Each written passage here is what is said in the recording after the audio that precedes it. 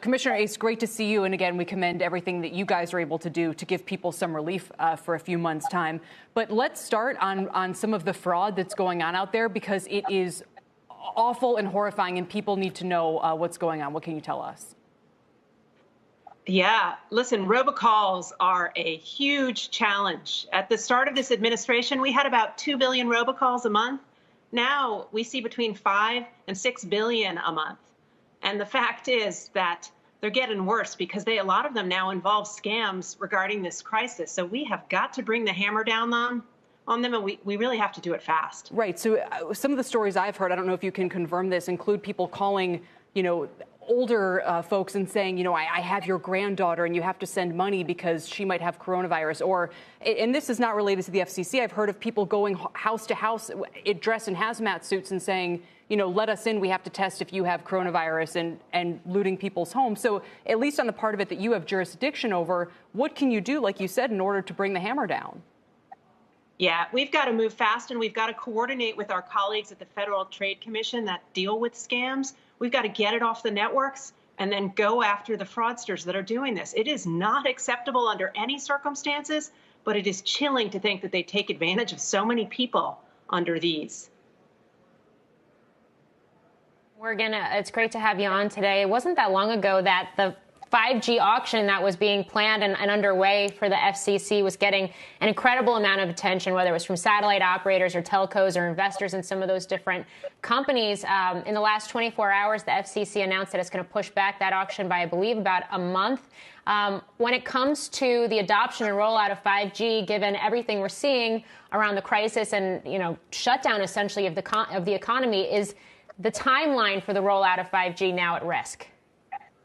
Such a good question. 5G represents wireless in the future, and when we get to the other side of this, it will still represent the future.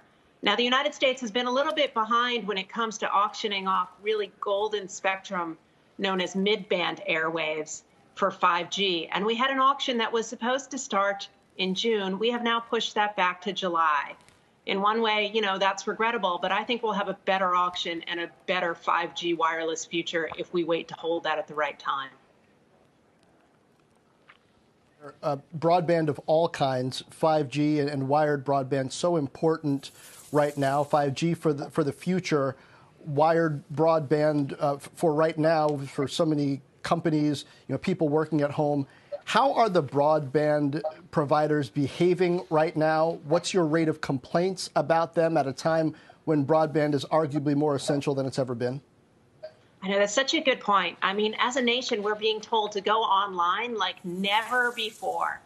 And the reality is that we need these networks to function. We need them to be resilient because work, school, our healthcare depends on them. I mean, if anyone thought broadband was a luxury good before, I think we're going to come out of this and say it's a necessity. Now, one thing I'd like to see the FCC do is produce data. In fact, after major hurricanes and power outages, we put up data about how our networks are operating. And I think everyone who is working from home right now would benefit from having official statistics on that. We're not doing it now, but I hope I can convince my colleagues to start doing so soon. And Jessica, what do you say to those who point to this crisis as a reason for needing to nationalize broadband in this country? Well, I think what we're going to need is a policy to connect all. I mean, we've got a digital divide in this country. We've got kids who can't do their schoolwork because they don't have online access and they fall into the homework gap. We've got folks who can't work at home because they've only got a mobile device with a data cap. We're going to have to figure out how we have robust broadband connections for all. That's going to have to be a focus of our policy for our policymakers going forward in a way maybe it just hasn't been in the past.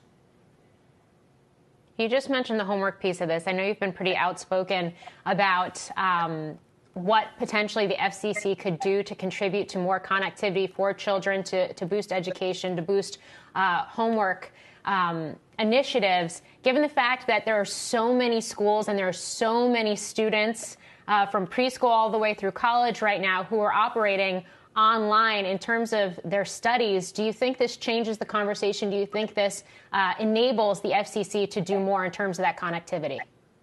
Yeah, I hope so. Let's do something really bold. We've got 45 states that have shut their schools. We've got 50 million kids who can't go to class and they're being told to head online. Millions of them can't get online because they don't have internet access at home. They fall into that homework gap. So the FCC needs to be creative about its authority. We've got authority to connect schools with the E-rate program. Now we just have to figure out how we can do it so that those same schools can loan out things like Wi-Fi hotspots to the students who can't get online.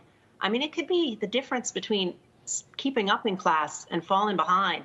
So now's the time to do something audacious and make that happen. And I hope we can fix the homework gap, and that working with Congress and my colleagues will be able to do so. I know I'm ready to go and try to fix it.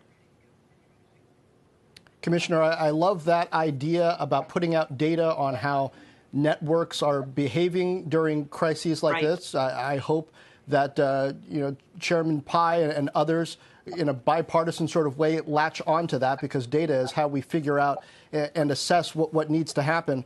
But I also wonder to what degree broadband ought to be included when we talk about infrastructure in this country, especially given what you just said about children learning in school. It also applies to people working from home as sort of a critical resource that perhaps could be available. That's going to take money, though, to invest in extending broadband capability to just about every home, right? Yeah, but this is just like electrification was about a century ago.